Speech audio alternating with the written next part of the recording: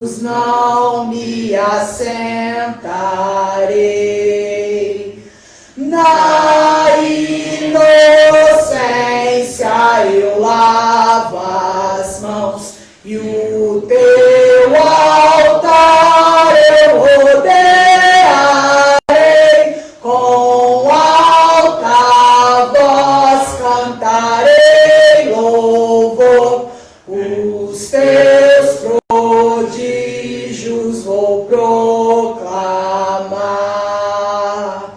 Eu amo, ó Deus, tua habitação, a tua casa onde a glória está. Minha alma não colhas com os maus, em cujas mãos o socorro está.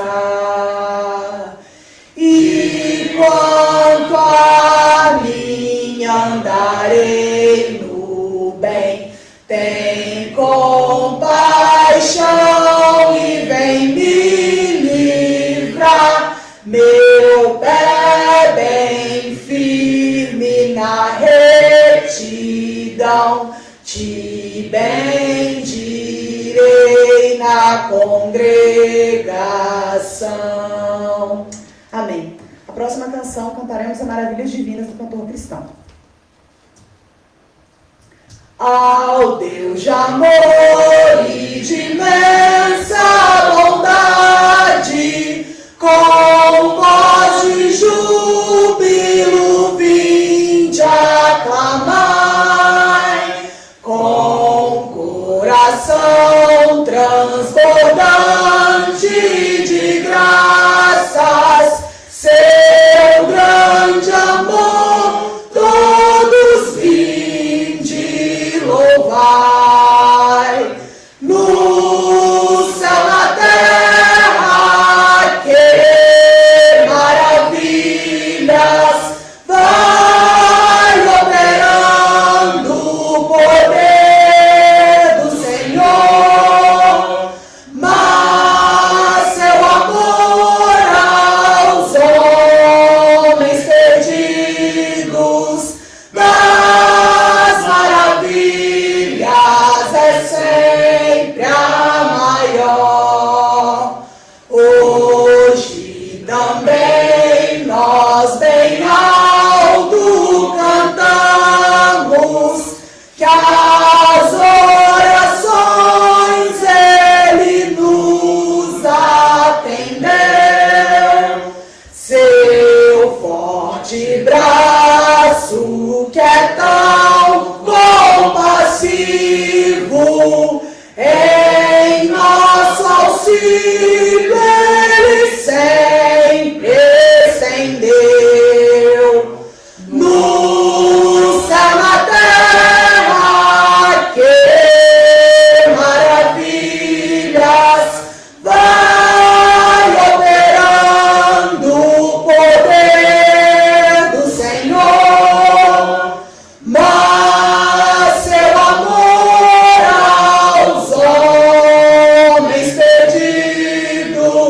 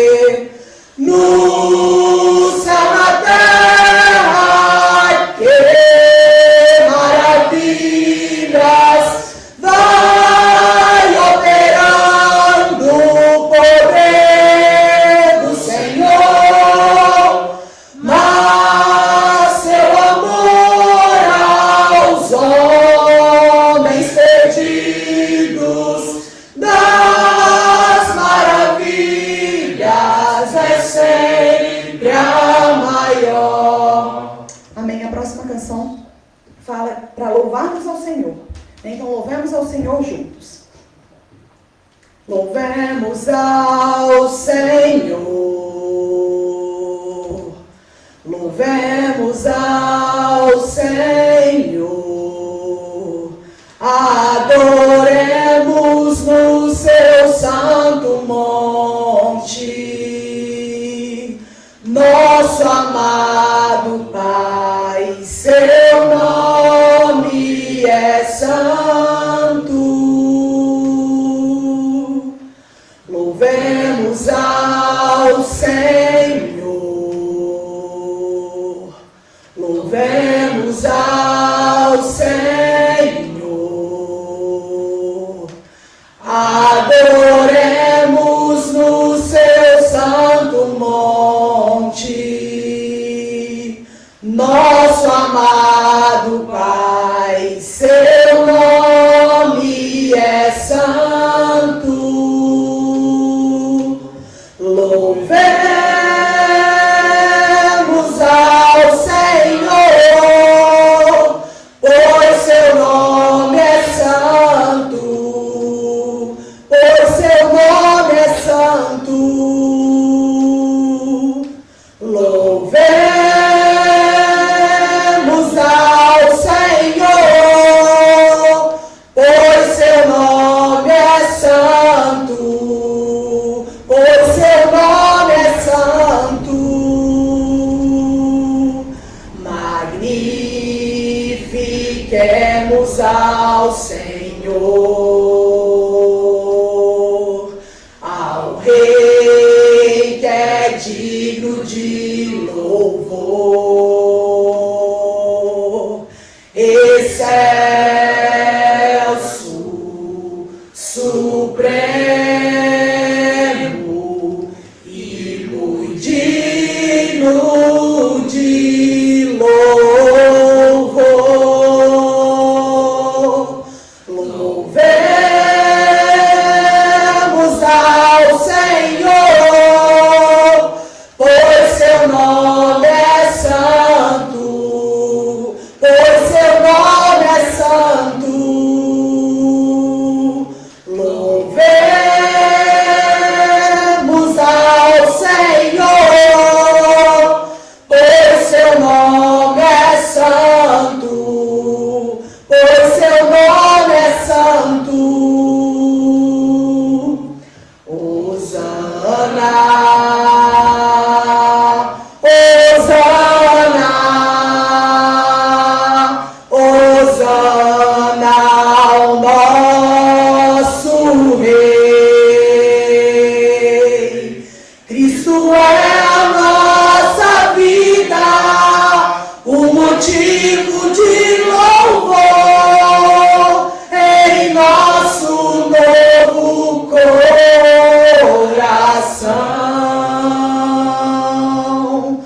Pois morreu a nossa morte para vivermos sua vida, nos trouxe grande salvação. Louvamos ao Senhor, pois seu nome é santo, pois seu nome é santo. Louvamos ao Senhor, pois seu nome é santo, pois seu nome é santo. Amém.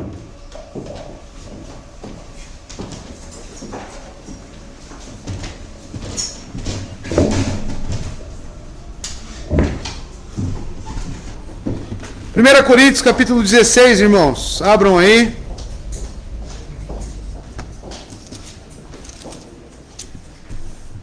Primeira Coríntios 16, verso 1 e 2. Um texto que fala sobre a oferta voluntária no Novo Testamento e fala também sobre o dia do Senhor, o dia habitual onde os cristãos primitivos se reuniam.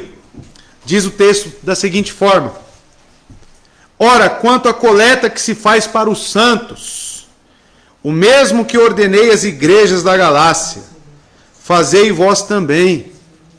Verso 2. No primeiro dia da semana, cada um de vós pessoalmente separe e guarde conforme Deus o prosperou, para que não sejam coletados quando eu chegar.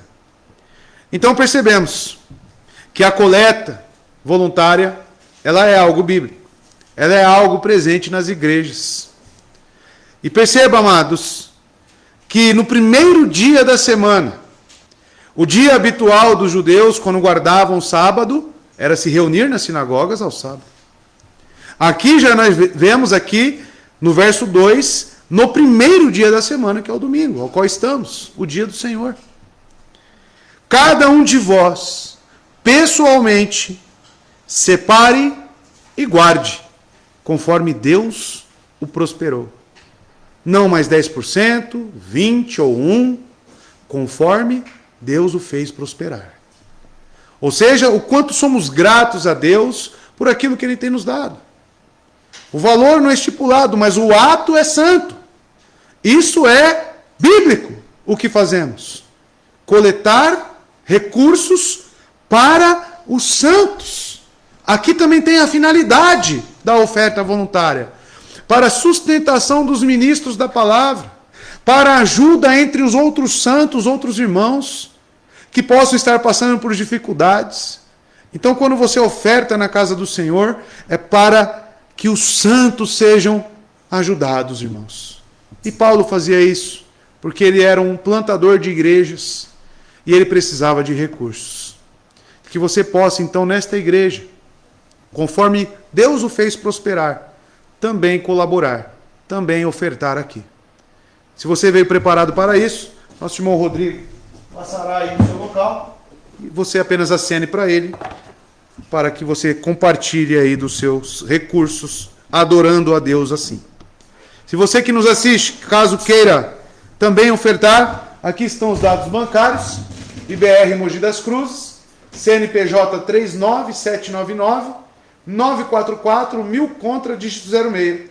Também é a chave Pix, o banco é o 290, PagSeguro, agência 0001, conta corrente 166-16536, dígito 5.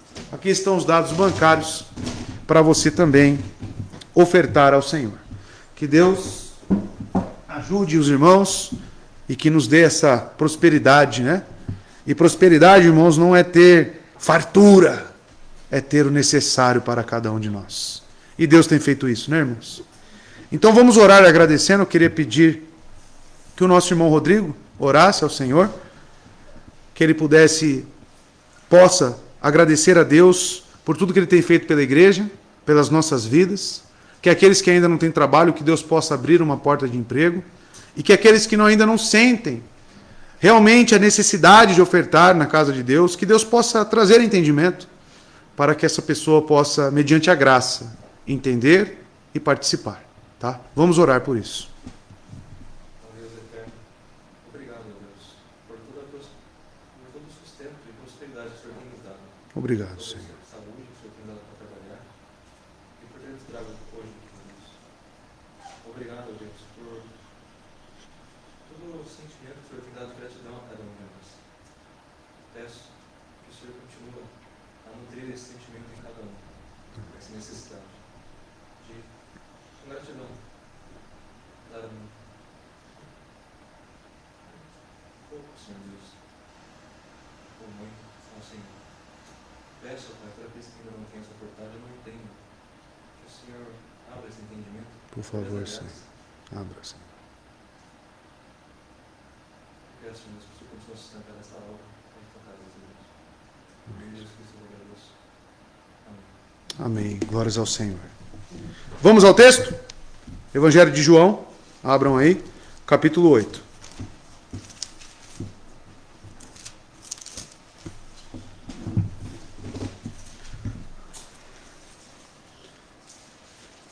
Hoje vamos trabalhar aqui dos versos 12 ao 20.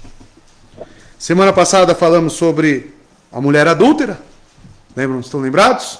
Que foi trazida até Jesus Cristo, acusada, né? E Jesus Cristo ali teve um embate com aqueles líderes religiosos. Evangelho de João, capítulo 8, verso 12 ao 20, diz o seguinte, primeira leitura na versão King James. Então, Jesus tornou a falar-lhes, dizendo: Eu sou a luz do mundo. Quem me segue não andarás em trevas, mas terá a luz da vida. Verso 13. Disseram-lhe, pois, os fariseus: Tu dás testemunho de ti mesmo. O teu testemunho não é verdadeiro. Verso 14. Jesus respondeu e disse-lhes: Embora eu dê testemunho de mim mesmo, o meu testemunho é verdadeiro, porque eu sei de onde eu vim e para onde eu vou. Mas vós não podeis dizer de onde eu vim, nem para onde eu vou. Vós julgais segundo a carne, eu a nenhum homem julgo. E mesmo que eu julgue, o meu juízo é verdadeiro, porque eu não sou eu só, mas eu e o Pai que me enviou. Verso 17. Isto também está escrito na vossa lei, que o testemunho de 2 homens é verdadeiro. Verso 18. Se eu, que dou testemunho de mim mesmo, e o Pai que me enviou dá testemunho de mim. Verso 19. Então lhe disseram: Onde está o teu Pai? Jesus respondeu: Vós não me conheceis a mim, nem a meu Pai. Se vós me conhecesseis, também conheceríeis a meu Pai. E verso 20. Essas palavras proferiu Jesus na tesouraria, enquanto ensinava no templo, e nenhum homem lhe pôs as mãos, porque ainda não era chegada a sua hora. Até aqui. Vamos orar? Vamos buscar a Deus. O entendimento deste texto é totalmente na dependência do Espírito Santo, que você busque isso nessa oração. Oremos. Eterno Deus e Pai, mais uma vez estamos aqui te buscando, ó Senhor, para que o Senhor venha trazer o conhecimento, o esclarecimento da sua palavra, através do Espírito Santo, que pode transformar essas palavras, Deus, em aplicações em nossos corações, nos exortando, nos corrigindo, nos convencendo dos nossos pecados. O Senhor, Deus, através dessas palavras, pode trazer a fé salvífica para muitos. E é isso que te pedimos. Que a sua palavra, mais uma vez, seja pregada com fidelidade, Deus. E que ela haja dentro de nós. Porque queremos e desejamos, como igreja de Cristo, sermos conformados a Ele.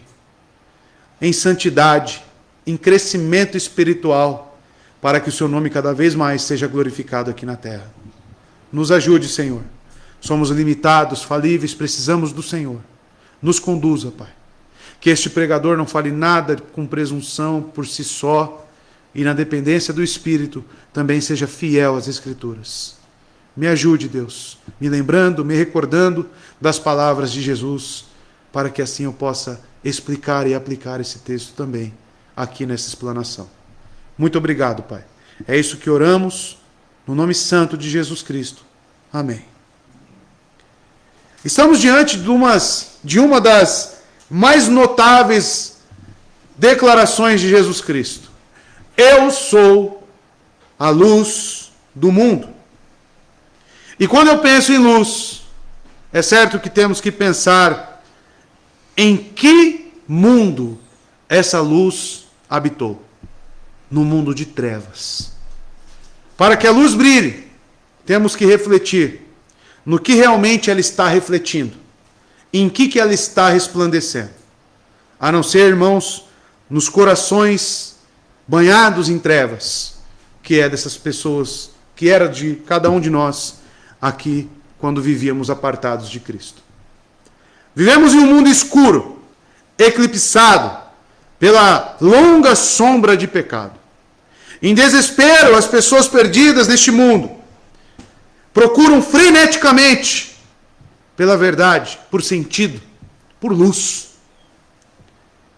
Por causa de sua cegueira espiritual, essas pessoas, amados, elas se encontram presas naquilo que elas acham que é luz, mas é cada vez mais densas trevas, imoralidades, idolatrias e todas as obras infrutuosas das trevas, como diz Paulo em Efésios, capítulo 5, verso 11. Quando Jesus habita entre nós, irmãos, Ele traz a verdadeira luz. Ele traz a cada um de nós o verdadeiro sentido para vivermos. E quando olhamos para este mundo, como podemos enxergar luz neste mundo? A não ser nos cristãos que são remidos e lavados pelo sangue de Cristo, que vivem em novidade de vida, que vivem uma vida em santidade. Essas pessoas, irmãos, quando olham para nós, realmente elas podem ver o contraste de uma vida santa, de uma vida com luz. Os ímpios, amados, pelo contrário, eles amam as trevas, amam e as desejam. Aqueles que deixam as veredas da retidão, consequentemente, irmãos, deixam o caminho da salvação. E esse caminho dos ímpios é como a escuridão. Eles não sabem sobre o que eles próprios tropeçam. Se tornam então loucos. Substituem trevas por luz. São indesculpáveis por isso. Como resultado dessa ignorância, eles não sabem ao menos para onde vai. Como diz no Evangelho de João, capítulo 12, verso 35. Eu separei alguns textos, irmãos, que relatam essa escuridão, essas trevas do mundo. Acompanhe comigo, por exemplo, em Provérbios 2, verso 13. Olha o que diz aqui Salomão. Que abandonam as veredas retas para andarem por caminhos de trevas. Abandonaram os caminhos de luz para estar num caminho de trevas. Isso é loucura. Em Provérbios 4:19, ele continua dizendo: mas o caminho dos ímpios é como densas trevas, nem sequer sabem em que tropeçam. E é justamente assim. Quando eu servia ao exército, nós fazíamos alguns exercícios, né? Nas matas, à noite. E tombos era o que mais existia, irmãos. A todo momento caía, tropeçava em raízes de árvore, pedras. Os ímpios, eles andam nesses caminhos e tropeçam e não sabem nem no que tropeçam. Isaías 5, verso 20, fala que esses trocam o bem por mal. Vejam só. Ai dos que chamam o mal de bem, e ao bem de mal, que fazem das trevas luz, e da luz trevas, do amargo doce e do doce amargo. Amados, essa é a loucura dos amantes das trevas. Salomão, em Eclesiastes 2, verso 14, vai dizer o seguinte, mais um texto. O homem sábio tem olhos que enxergam, mas o tolo anda nas trevas. Todavia, percebi que ambos têm o mesmo destino. E em João 12, verso 35, vai dizer: disse-lhes então Jesus: por mais um pouco de tempo a luz estará entre vocês, este mesmo que declarou ser a luz do mundo.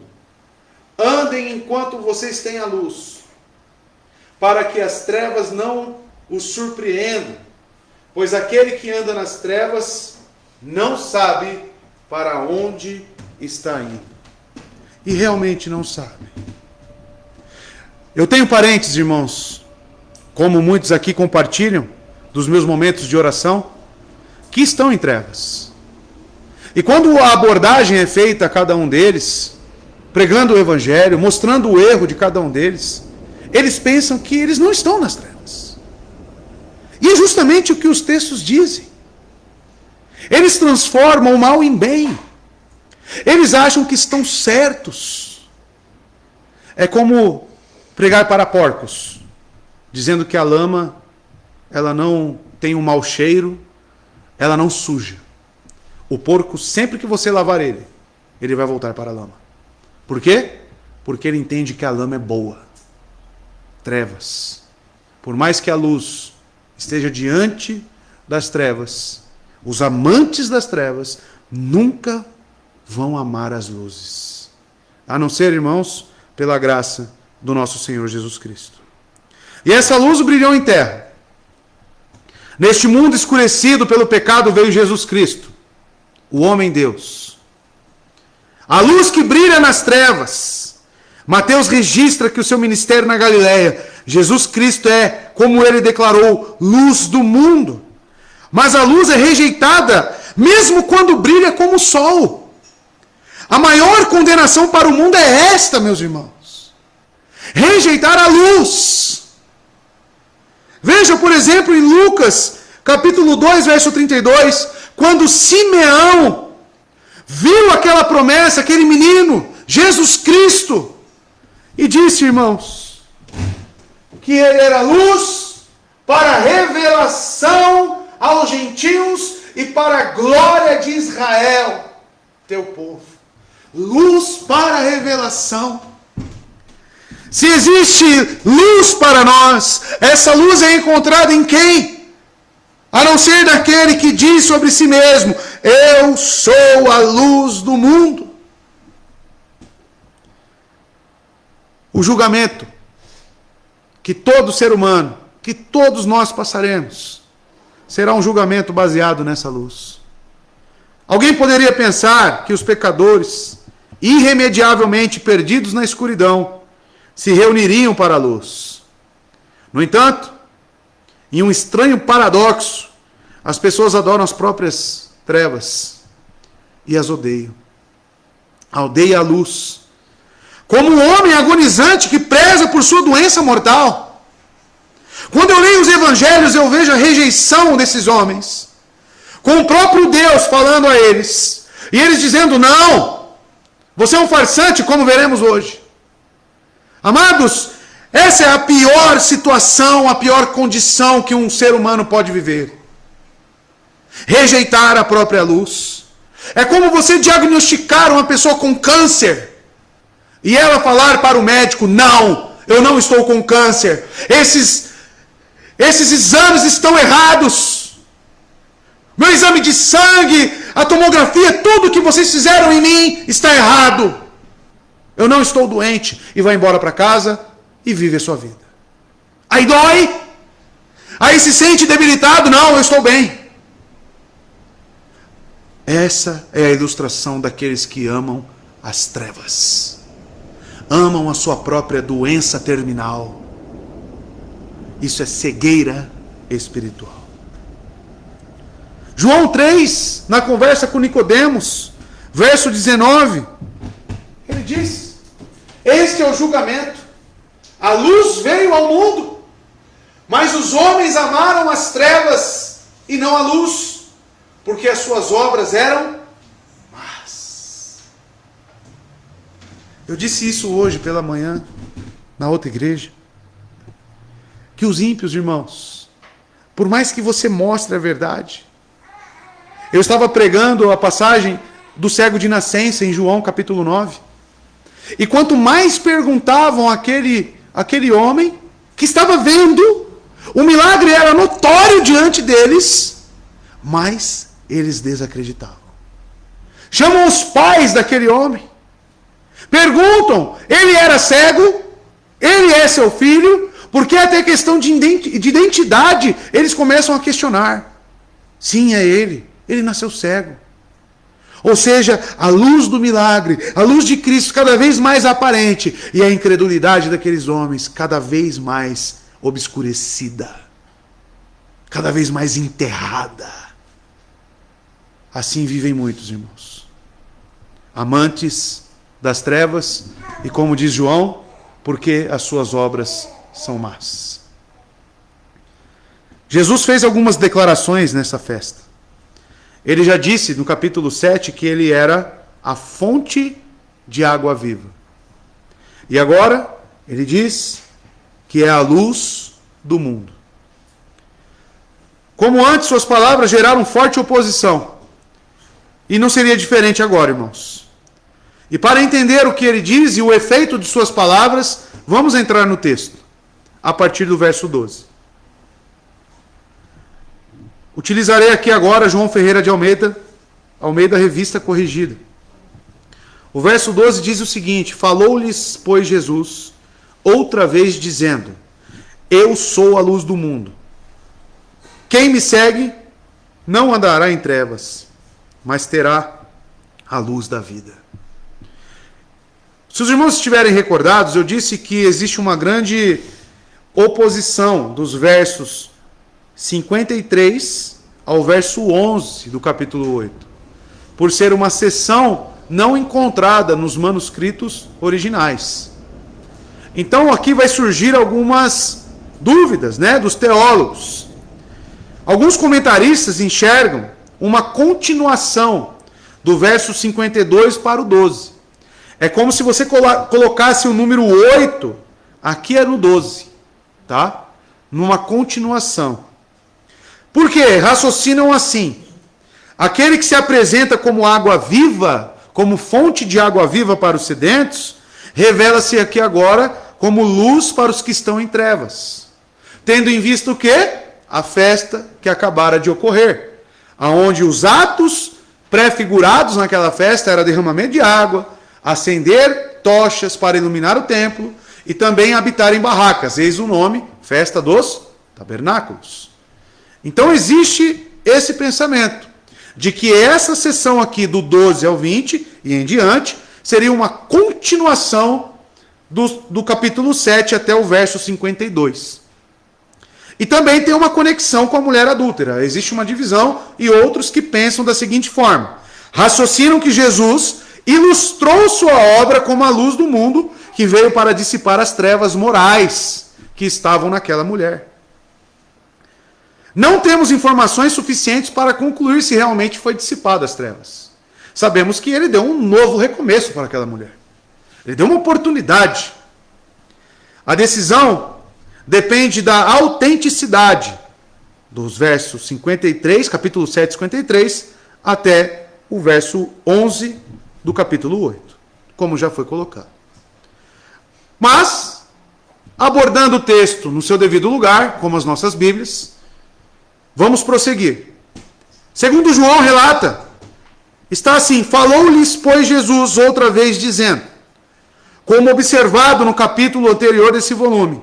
A palavra de novo aparece para conectar, irmãos.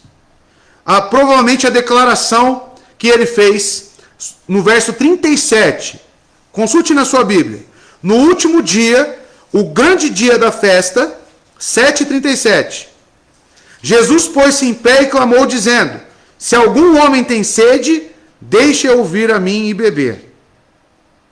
Com conexão a isso, irmãos, estamos aqui com ele falando novamente.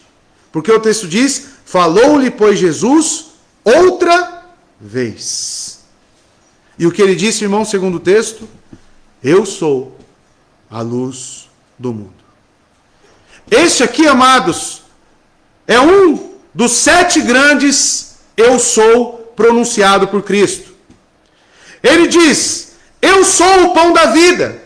No capítulo 6, verso 35. Ele diz: eu sou a luz do mundo, no texto em tela. Eu sou o bom pastor, no capítulo 10, verso 11. Eu sou a ressurreição e a vida, capítulo 11, verso 25. Ele ainda diz: eu sou o caminho, a verdade e a vida, capítulo 14, verso 6 do mesmo evangelho. Ele ainda diz: eu sou a videira verdadeira, capítulo 15, verso 1. E assim observamos as facetas de Cristo e a sua obra. Ele é o alimento espiritual, ele é a luz porque nos revela o caminho. Amados, ele é a ressurreição e a vida, porque a sua entrega, a sua forma encarnada, colocada naquele madeiro, nos oferece a vida. E ele nos prova que foi aceito pelo Pai, ressuscitando e ascendendo ao céu. O caminho, a verdade, a vida, onde estaria? A não ser em Cristo. Amados, essas são as facetas da sua obra. Ele diz eu sou, perceba. E quando ele diz eu sou, irmãos, isso tem um caráter exclusivamente, unicamente divino. É importante entendermos por que Jesus utilizou essa expressão. Em primeiro lugar, amados, eu sou é a tradução do nome de Deus no Antigo Testamento. Quando Deus falou com Moisés a partir da sarça ardente, o que ele disse? Eu sou. Isso não está condicionado a tempo. Isso não está condicionado a condições. Ele simplesmente é e permanece sendo. Eu sou. Veja então, ele fazendo uso da sua natureza divina. Jesus é a luz do mundo, amados. Ele mesmo, pessoalmente, é esta luz. Ele, ninguém mais além dele, é esta luz. Pois é somente nele, por meio dele, que os atributos gloriosos de Deus se irradiam. O que significa luz? O que significa ele resplandecer isso? Como entender que nele habita toda a divindade em forma corpórea? Como vimos aqui em Colossenses. Olhar para Cristo é olhar para os atributos de Deus, irmãos. Olhar para Cristo é olhar para como Deus é. Ele resplandece. Ele é o resplendor da glória do Pai. Por isso que ele é a luz. As pessoas buscam luz em coisas mundanas, em coisas disponíveis nesta terra. Mas a verdadeira luz foi recusada. E ainda permanece sendo recusada. Eu orei aos irmãos, junto com os irmãos, no último culto de oração. Quando eu falei com a minha mãe, falei, mãe, você precisa crer em Cristo, se arrepender dos seus pecados. E minha mãe, totalmente inflexível, totalmente dura. Isso é difícil para mim, irmãos. Porque eu desejo a salvação do meu pai, da minha mãe e dos meus irmãos. E eu continuo pregando o Evangelho para eles. Mas eles rejeitam abertamente o Evangelho, irmãos. Eles rejeitam abertamente Jesus Cristo. E é algo louco de se pensar, porque se você perguntar a eles, Jesus é alguém que deve ser seguido? Eles falam sim. É algo bom ter Jesus? Sim.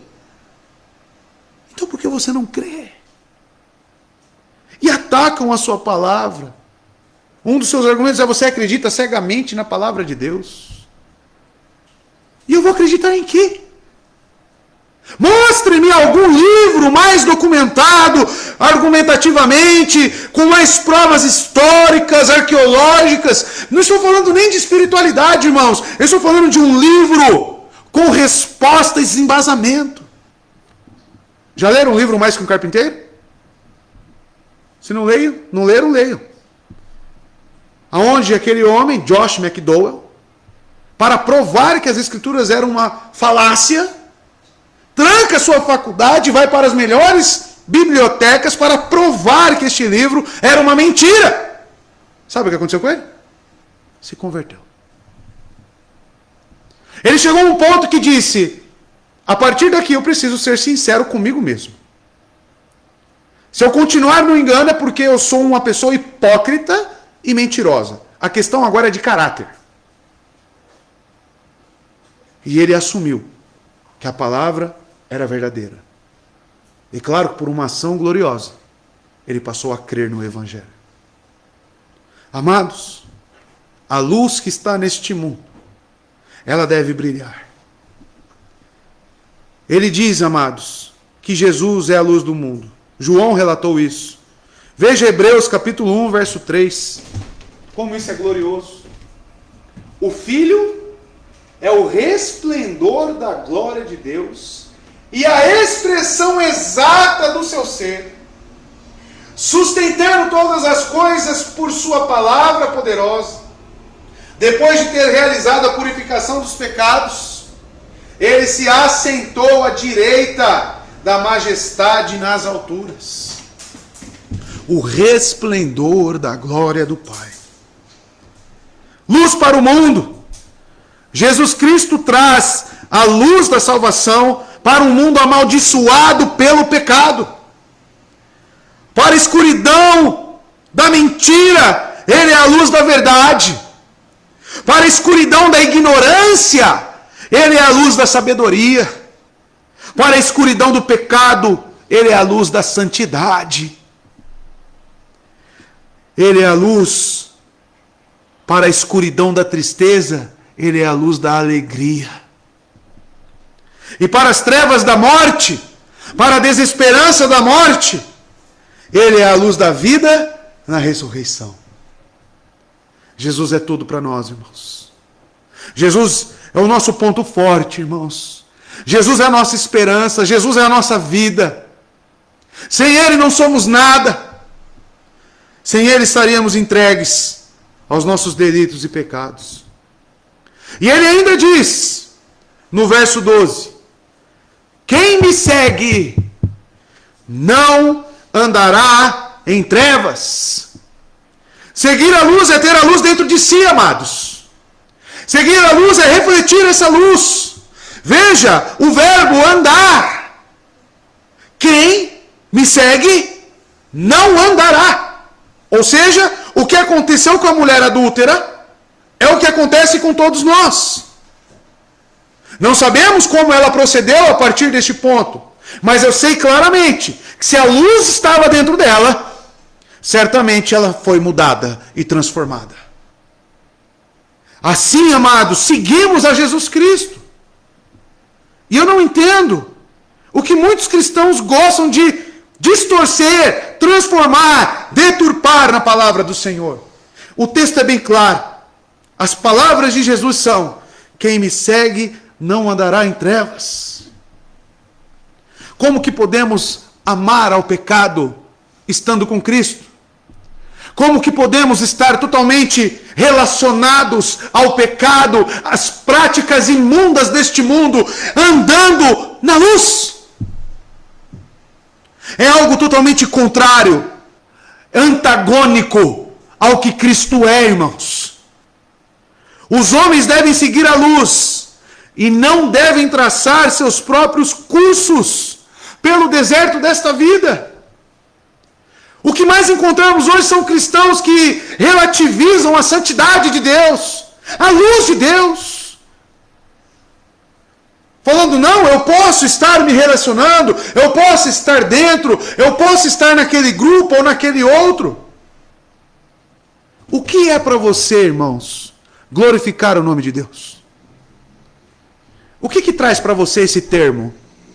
Eu quero viver para a glória de Deus. O que é isso para você? Alguns pensam que é simplesmente usar o termo Jesus Cristo nas suas frases. E aos domingos estarem reunidos na igreja. O que significa glorificar o nome de Deus na sua vida, no seu trabalho, na sua casa, como esposo, como esposa, como filho, em tudo? Tem como desassociar a palavra glorificar o nome de Deus, glorificação, com santidade? São termos desassociados, separados. Vivemos em época de trevas, onde os próprios cristãos não conhecem o que é santidade. Não conhecem o que é glorificar o nome de Deus. A pergunta que fica é: seguem Jesus Cristo?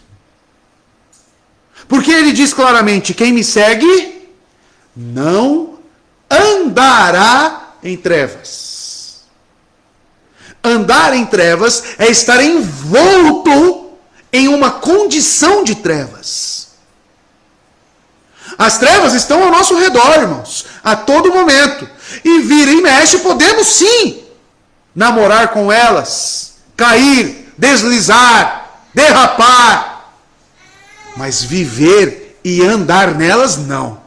Porque sempre que derrapamos, sempre que transgredimos, opa, a luz que está em nós nos conduz para o verdadeiro caminho. Isso aqui, amados, é absoluto. Quem me segue não andará em trevas. E os cristãos hoje em dia, nominais, querem dizer que pode andar em trevas sendo de Jesus. E não é possível. Não é possível. Mas, ele diz, terá a luz da vida. Os verdadeiros seguidores não andarão nas trevas da ignorância moral e espiritual, da impureza, da penumbra, mas alcançarão na terra esta luz. Ainda mais, terão esta luz. O antítipo é ainda mais rico do que o tipo. A luz física, irmãos.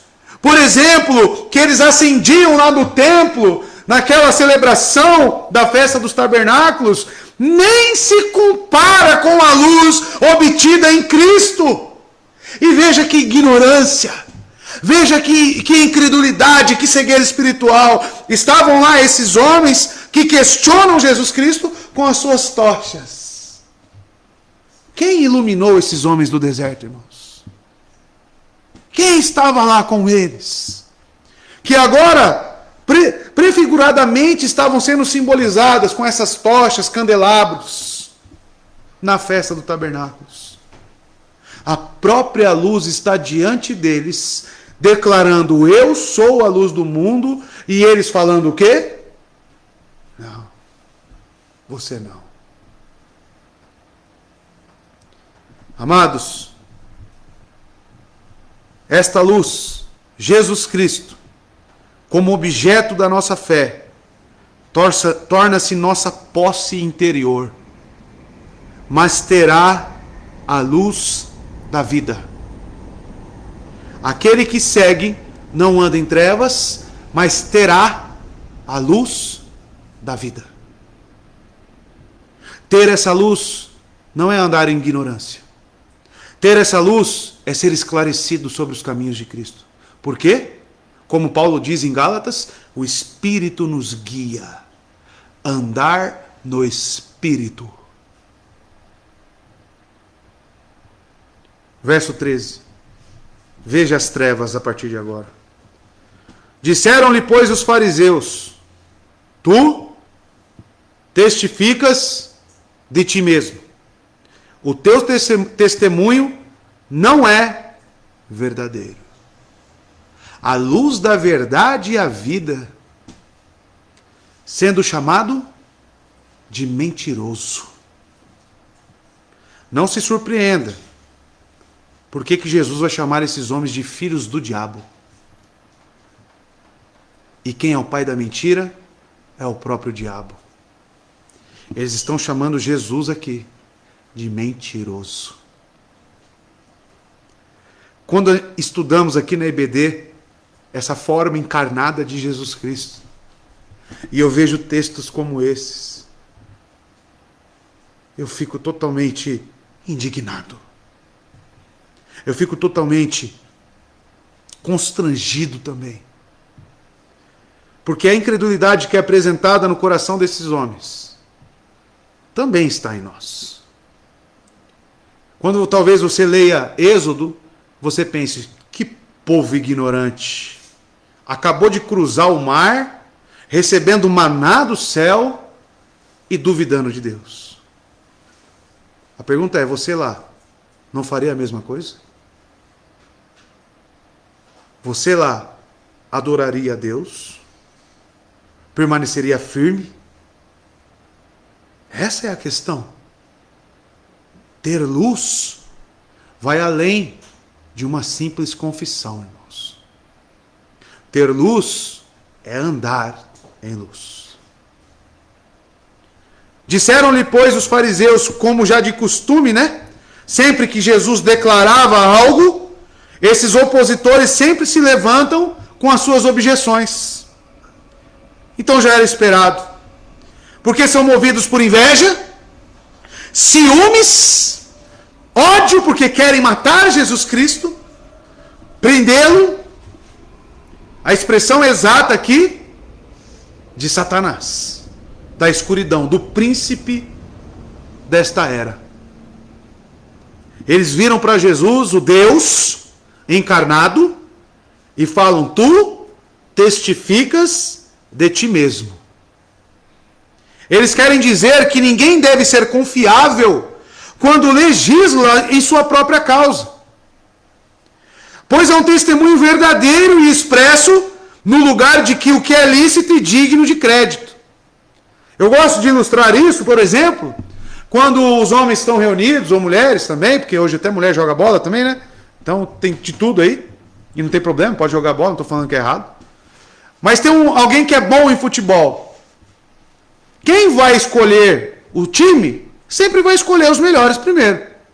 Não é assim?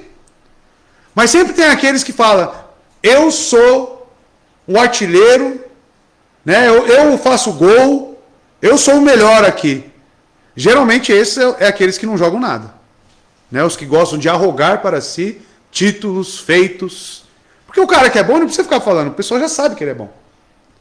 E os fariseus estão partindo dessa premissa. Eles estão falando: tu testifica de ti mesmo. Em suma, o que eles querem dizer é que não lhe adiantava nada falar se não apresentasse prova extraída de alguma outra parte. Estão duvidando. O teu testemunho não é verdadeiro, eles dizem.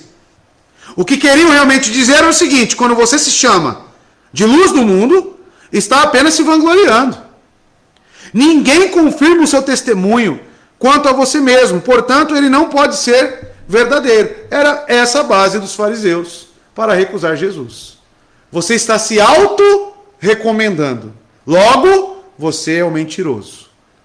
Não é um testemunho verdadeiro. Verso 14, resposta de Jesus. Respondeu Jesus e disse-lhes: ainda que eu testifico de mim mesmo, o meu testemunho é verdadeiro. Por quê?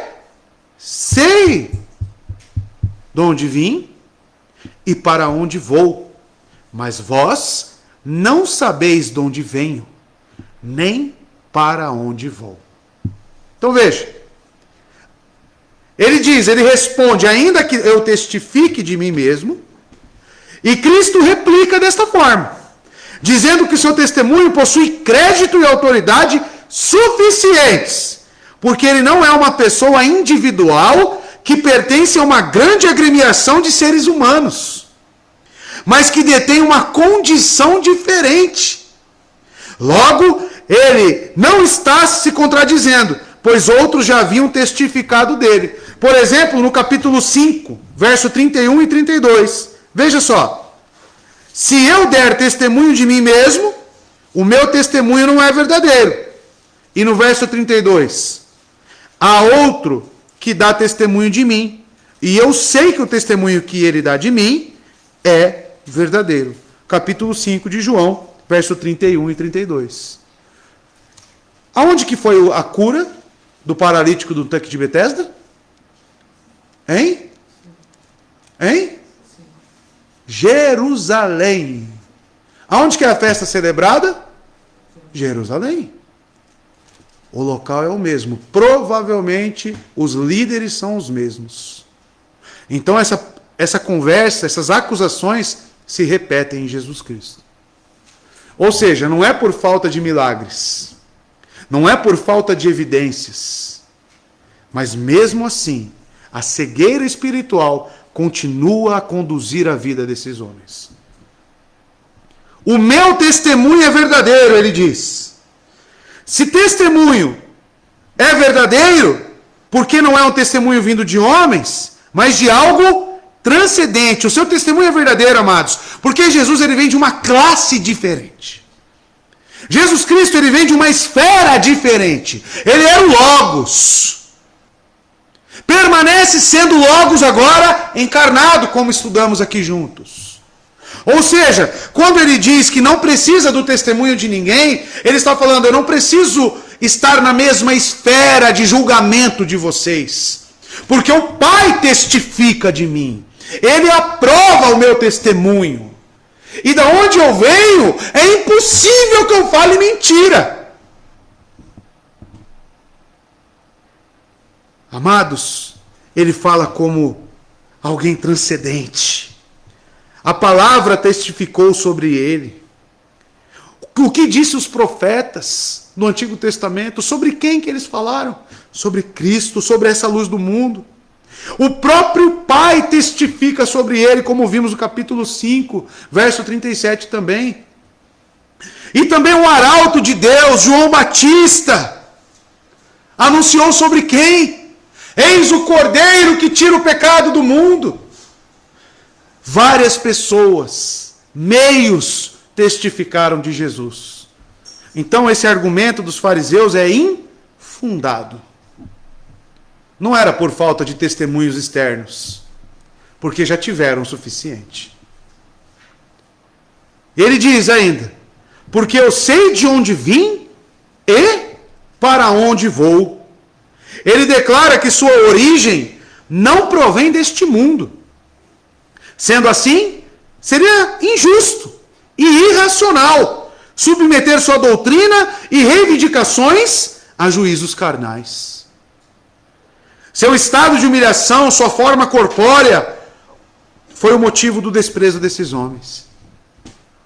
Ele os remete à futura glória de sua ressurreição e ascensão. Porque ele diz, eu sei de onde eu vim, e o capítulo 1 de João, o prólogo, fala sobre isso, e era a palavra, e a palavra estava com Deus, então ele sabe muito bem de onde veio e para onde ele irá, que é retornar para o Pai. Ascensão. Plano redentivo. Pacto da redenção. Essa é uma absoluta verdade, irmãos. Quando ele diz que eu sou a luz do mundo, essa declaração se baseia na perfeita autoconsciência e deve consequentemente ser aceita, irmãos. Vocês, pelo contrário, como se ele dissesse a esses homens, não me conhecem.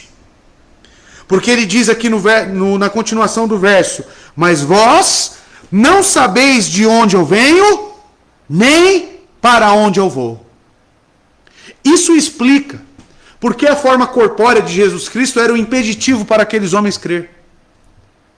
E explica também o porquê nós, sendo homens, podemos ter esperança em algo que nós não vemos, que é algo transcendente. A luz que habita em nós. Quem não tem luz, ele sempre estará agarrado, preso nas coisas físicas. Ele precisa de algo, aí vem a idolatria, transformar as coisas físicas, palatáveis, sensoriais, em deuses. Porque ele não tem esperança no que transcende. Ele não consegue assimilar o destino final. Já leram Hebreus 11? Eles aguardavam algo superior. Andaram como errantes nessa terra. Por quê? Porque não era aqui a morada. A nossa esperança não é aqui, é em algo superior. E quando somos carnais, não agimos pela luz. Andar pela carne é andar em escuridão. E andar em escuridão é estar apegado às coisas físicas. Esses homens, por olhar Jesus Cristo e dizer da onde que ele veio, este não veio da Galileia? Não foi esse o impasse que tiveram entre eles? Olhar a natureza humana de Jesus era um impeditivo para eles. Eu vejo. Amados, não podemos agir dessa forma. A luz, quando habita em nós, nos comunica justamente isso. Que sabemos de onde ele veio. Por que ele veio para cá? E aonde ele está hoje. E para onde iremos com ele. Essa é a nossa esperança, amados. Verso 15. Vós julgai segundo a carne. Eu a ninguém julgo. Vamos entender isso. O que o Senhor quer dizer é o seguinte: embora vocês não tenham o conhecimento necessário para julgar, porque falta luz, falta esclarecimento, vocês estão constantemente me julgando. Ademais, vocês fazem isso segundo os padrões terrenos e a aparência externa. Julgar dessa forma é julgar em trevas. É como se ele dissesse, irmãos, eu não sou a luz do mundo, mas apenas o filho de José para esses homens. Para eles era isso. Eles queriam ouvir isso, na verdade, porque eles são antagônicos ao que Jesus está se reivindicando aqui. Esse é um julgamento, certamente, fora das Escrituras. Julgar segundo a carne é julgar fora das Escrituras. Existem dois pontos: os que julgam em concordância com pontos de vista da carne, ou que julgam em concordância com as aparências externas da pessoa. Onde quer que prevaleçam os sentimentos da carne ou o respeito humano, regulando o juízo, ali não habita nem a verdade, nem a justiça. Quando o padrão dos nossos julgamentos for a carne, nós estamos fora dos padrões da luz e das Escrituras. Como que é julgar algo segundo a carne? Colocando rótulos, pré-formulações, pré-concebidas, sem ter ao menos conhecimento sobre. Isso é o que também chamamos de silogismo. Partir de premissas falsas, inferências. Eu não gosto de fulano porque ele é assim. Mas você conhece o fulano? E não se assuste por Jesus falar, eu não julgo ninguém. Eu a ninguém julgo. Seu objetivo aqui é estabelecer um contraste com o julgamento carnal deles.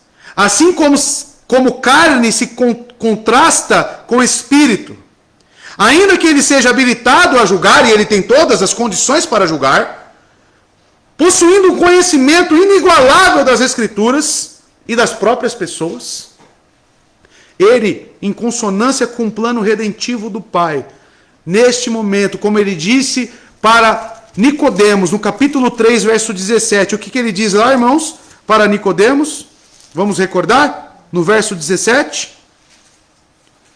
Porque Deus não enviou o seu Filho ao mundo para condenar o mundo, mas para que o mundo possa ser salvo através dele.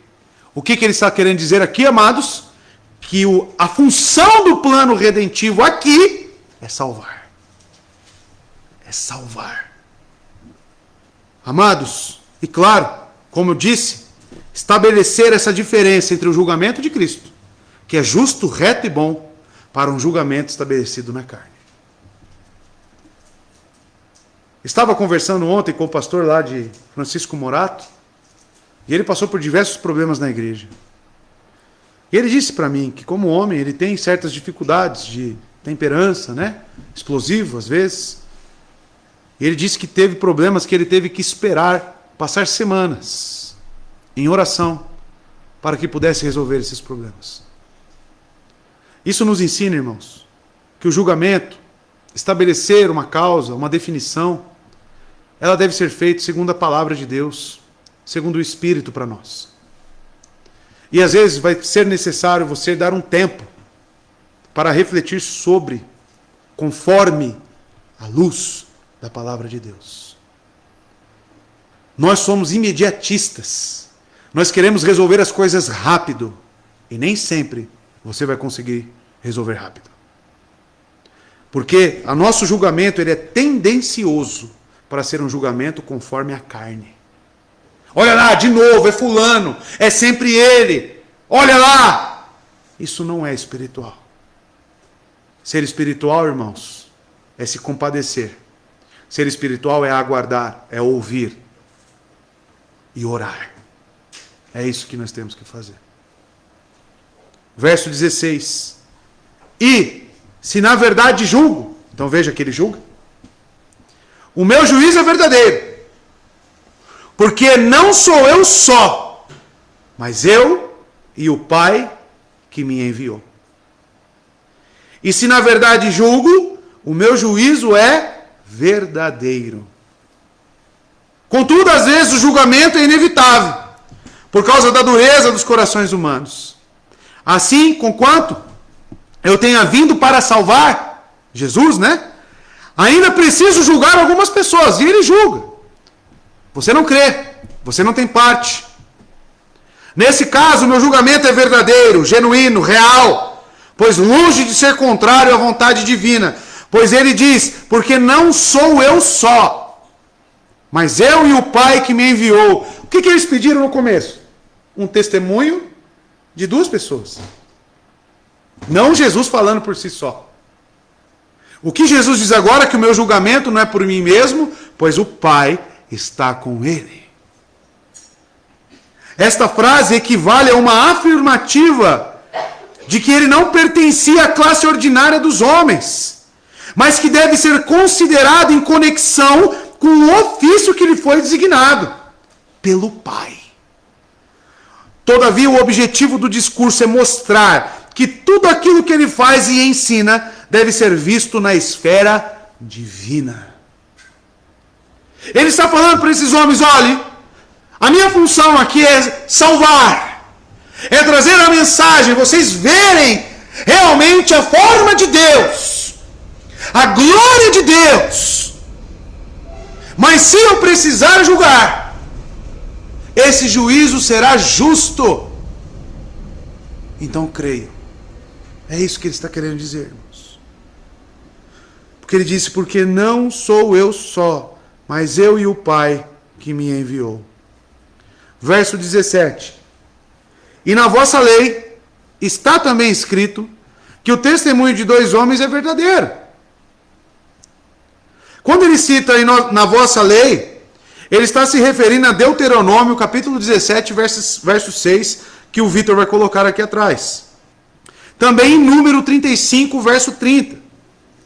Na vossa lei, visto que vocês afirmam tê-la em alta consideração, o testemunho de Cristo, tanto quanto do Pai, deveriam ser levados em conta. E aqui vemos o próprio Jesus se distinguindo do Pai. Veja só a doutrina da Santíssima Trindade, a pessoalidade, a distinção das três pessoas da Trindade. Veja só, testemunho de dois. Se é de dois, não é de um. Então está aqui, mais um argumento para a Trindade, amados. Olha só o que diz a lei, conforme ele cita. Pelo depoimento de duas ou três testemunhas, tal pessoa poderá ser morta, mas ninguém será morto pelo depoimento de uma única testemunha. A prática judaica era sempre ouvir mais de uma pessoa sobre determinado fato. E Jesus está falando, o meu testemunho e o do Pai, pronto, duas, estão em comum acordo. Que o testemunho de dois homens é verdadeiro, é o testemunho do qual os dois, pai e filho, cada um sendo uma testemunha confiável, concordam plenamente. No verso 18, seguinte, isso se fica ainda mais claro. Cada um em si mesmo é completamente confiável. Por ambos concordar e existir essa harmonia entre a Trindade, irmãos. E ele diz no 18, eu sou o que testifico de mim mesmo, e de mim testifica também o meu Pai que me enviou. Mais uma vez ele fala, eu sou. E quando ele está falando eu sou, ele está falando de forma divina. Eu sou o que testifico de mim mesmo.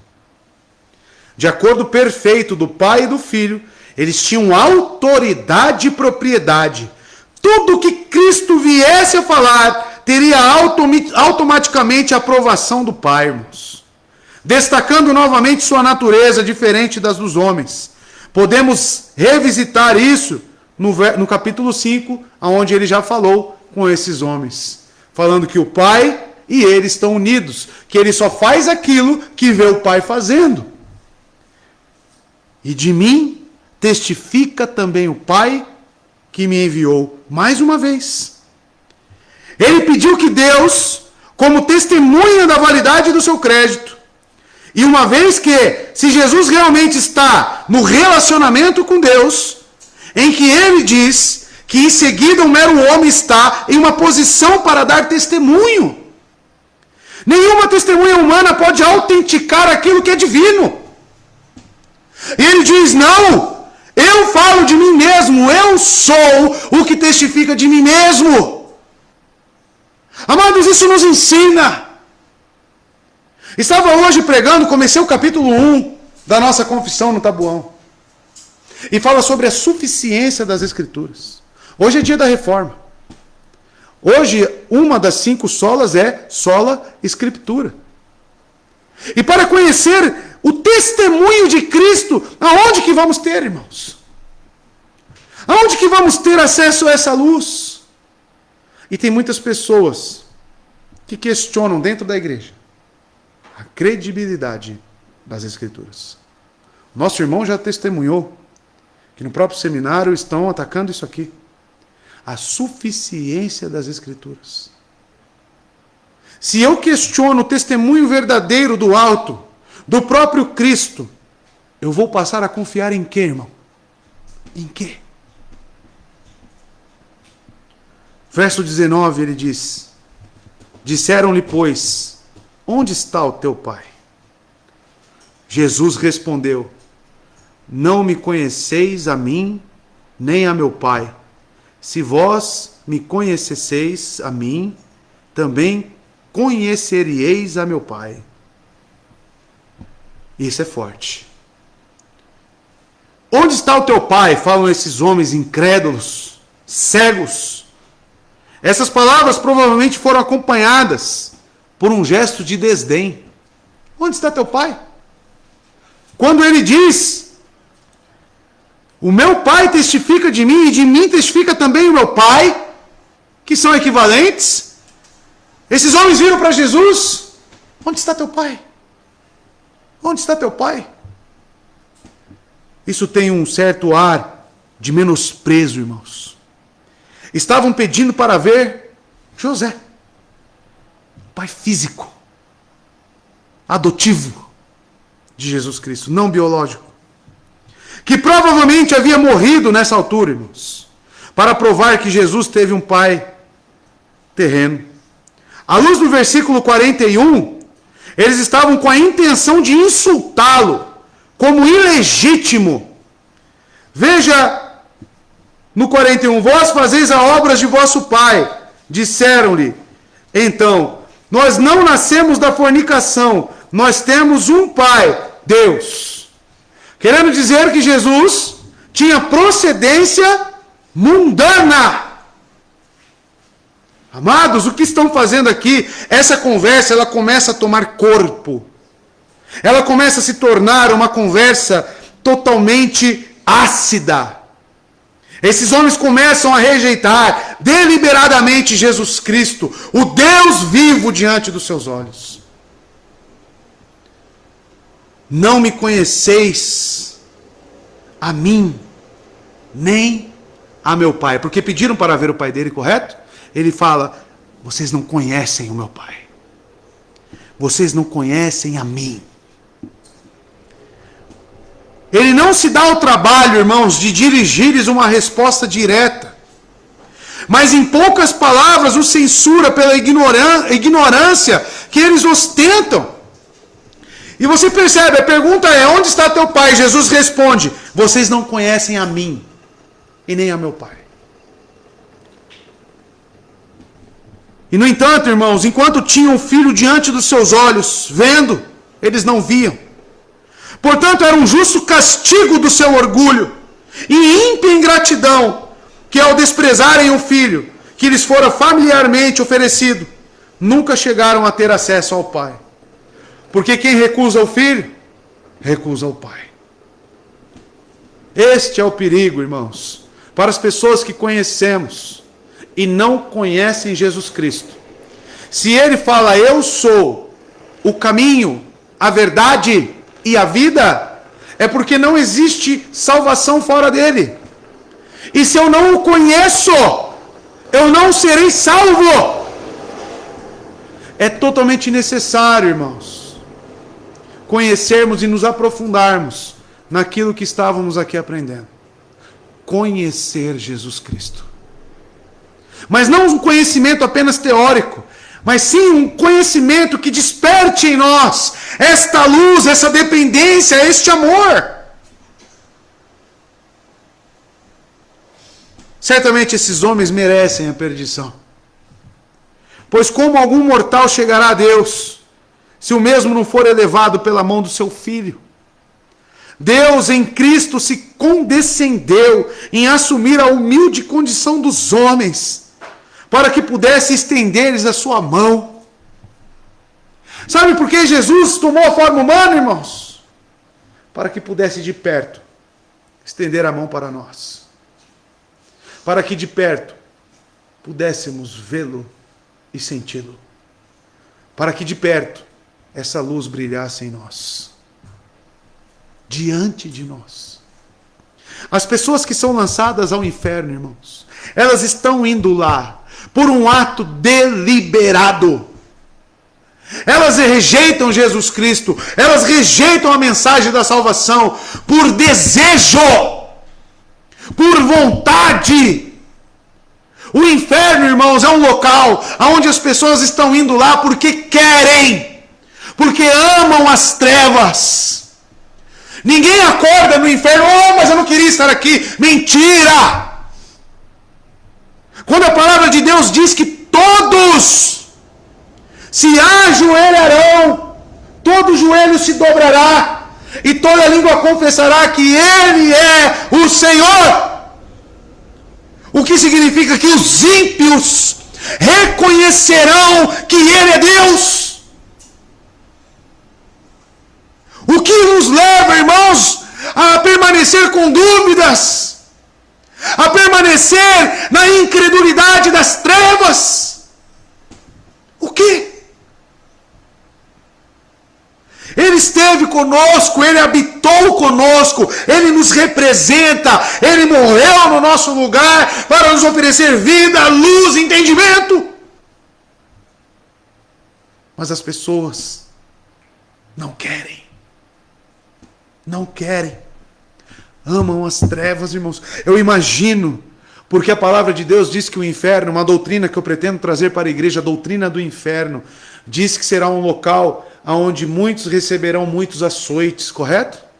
E outros poucos açoites. O que isso nos leva a entender, irmãos, que o inferno terá diversos lugares. Assim como o céu também, né? Ele promete, a casa do meu pai tem muitas moradas. Imagine no inferno.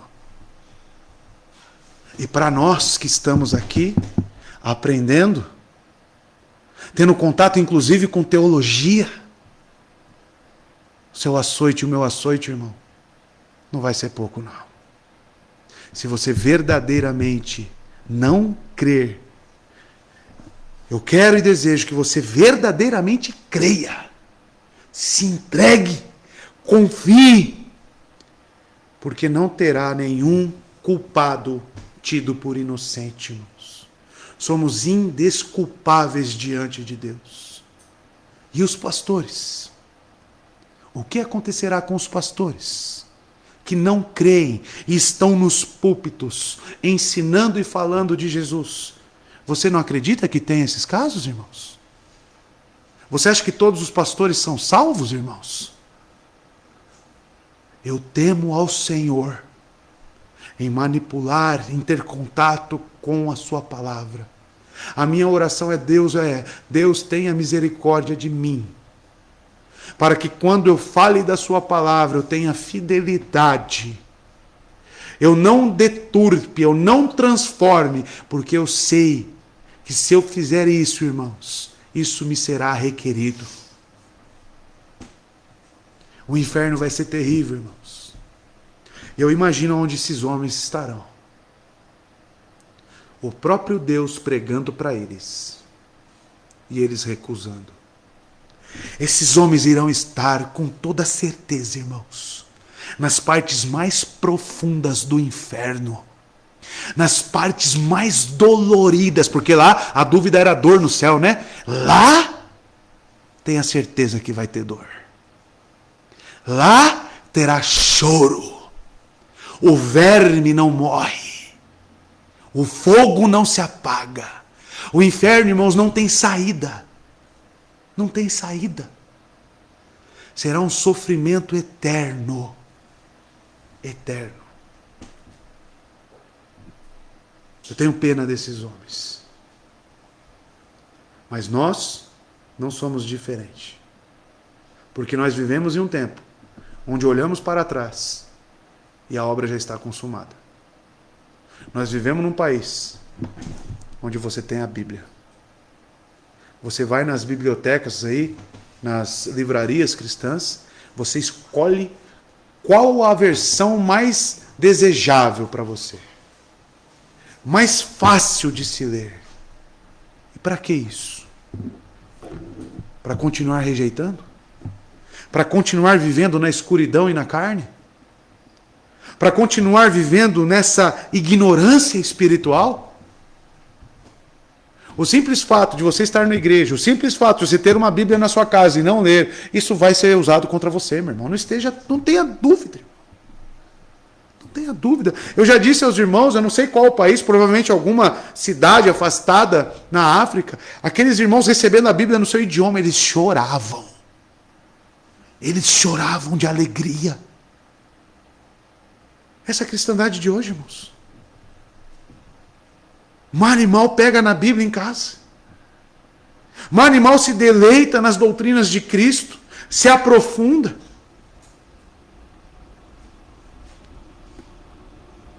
Que Deus tenha misericórdia de nós. Se me conhecesse, também conheceriam o meu Pai. Jesus diz a eles, no verso 19. Jesus responde que o problema é que eles não conheciam nem a seu Pai, pois se o conhecessem, também conheceriam o seu Pai. Não conheciam nem ele, nem o seu Pai. Ninguém pode conhecer verdadeiramente Deus, a não ser através de Jesus Cristo. Jesus veio para nos mostrar quem? O Pai. Jesus veio para nos reconciliar com quem? Com o Pai. E eu nego ele? Eu nego a sua palavra? Eu nego a sua instrução? Eu nego os seus meios de graça? Não dou valor para a sua igreja, a qual ele comprou com o seu sangue? Quem sou eu, então? A pergunta que você deve fazer diante do texto é: eu conheço ao Pai? E qual a régua para isso? A sua sujeição e obediência em amor a Cristo. Você ama Cristo, irmão? Essa é uma pergunta que você tem que se fazer todos os dias. Você ama a Cristo? Porque se você ama, você conhece o Pai. E a luz habita em você. Mas tem alguns indicativos que nos mostram se realmente amamos. Verso 20. Estas palavras disse Jesus no lugar do tesouro, ensinando no templo. E ninguém o prendeu, porque ainda não era chegada a sua hora. Ou alguma versão aí vai estar, né, como a King James, que eu li aqui, na tesouraria. Né? Jesus estava na tesouraria. Era a região onde ficava o gasofilácio, onde depositavam as ofertas. Era neste local que ele estava ensinando, mais uma vez, debaixo de ameaça, mas totalmente fidedigno, leal à palavra de Deus. Ensinando no templo, irmãos. O evangelista igualmente nos põe em relevo o espantoso poder de Deus a esse respeito. A saber que se viram constrangidos a suportar que publicamente Cristo ensinasse no templo. O que esses homens queriam fazer com Jesus? Mas ele permanecia ensinando no templo, e não conseguiam pôr a mão nele. E ninguém o prendeu, porque ainda não era chegada a sua hora. E quando ele se aventurou a assumir o ofício de mestre, porque eles não lançaram suas mãos nele? Instantaneamente, violentamente, vemos, pois, que Deus obrigou esses homens a ouvir o Evangelho mais uma vez. Eles estavam ali loucos para pegar Jesus e recebendo os ensinos dele. A palavra de Deus diz que ela nunca volta vazia, correto? Sabe por quê, irmão? Porque ou ela salva, ou ela condena. Você pode passar a vida inteira na igreja, ouvindo. Você pode ter uma atitude totalmente despretensiosa com a palavra de Deus. Entrar aqui e sair aqui. Tem pessoas que vêm no domingo ao culto se perguntar amanhã, segunda-feira, qual era o texto base que foi pregado, qual era o tema da mensagem. Ela não lembra. Não sabe mais. Veio fazer o quê? Na igreja. Atitude despretensiosa. Mas eu estou tranquilo, amado. Porque temo a Deus, por ser o responsável de estar transmitindo a palavra, mas eu sei que ela não volta vazia. Ou a sua vida vai ser transformada, ou ela vai ter uma aplicação, ou vai servir para a condenação. Esteja certo disso. E é por isso que Deus coloca esses homens com desejos ferrenhos contra Cristo. Eles não conseguem lançar mão contra Cristo. Cristo permanece ensinando e a palavra sendo ouvida. Para salvar alguns, para condenar outros. Que possamos pensar nisso. Que a sua vontade pela palavra, que o seu desejo pela palavra ele seja verdadeiro. Que você seja um atencioso ouvinte da palavra de Deus e praticante. Quando você estiver diante da palavra de Deus, que você desempenhe o máximo de esforço que você puder. São palavras de vida. Você tem que se preocupar em como está sendo a sua atitude para com a palavra de Deus. Porque está certo, irmãos, que isso aqui é luz. Cristo está à destra do Pai, mas a sua luz continua brilhando.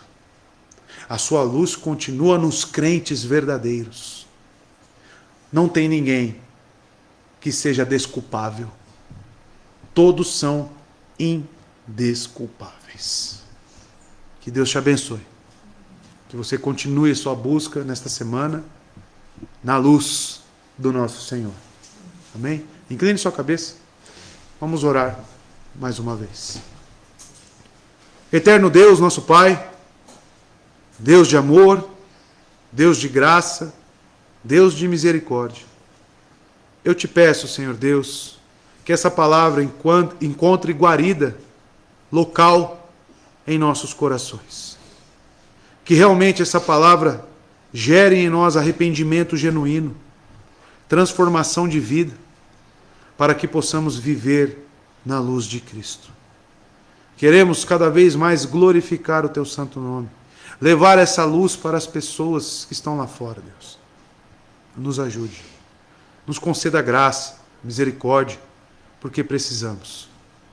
Que as trevas, Deus, em nós, sejam totalmente dissipadas e que possamos realmente, Deus, ter uma vida transformada, reta, em santidade, Deus.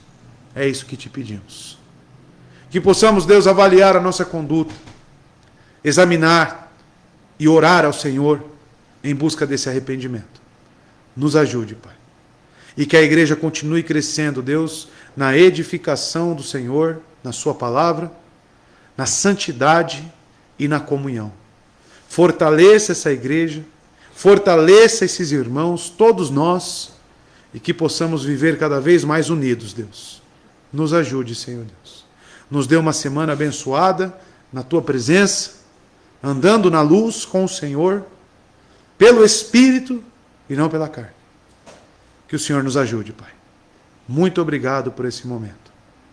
E que a graça e a paz do nosso Senhor e Salvador Jesus Cristo, que o amor de Deus e a consolação do Espírito Santo esteja com toda a igreja, esteja com todos nós. Assim oramos em nome de Jesus. Amém. Deus abençoe, amados. Dê um abraço aí no seu irmão, tá? Temos cantina hoje, não é necessário você pagar, tá? Porque tem ainda almoço aí, janta, né? Janta de ontem. Então vamos comer aquele estrogonofe mais uma vez, tá bom? Deus abençoe os irmãos.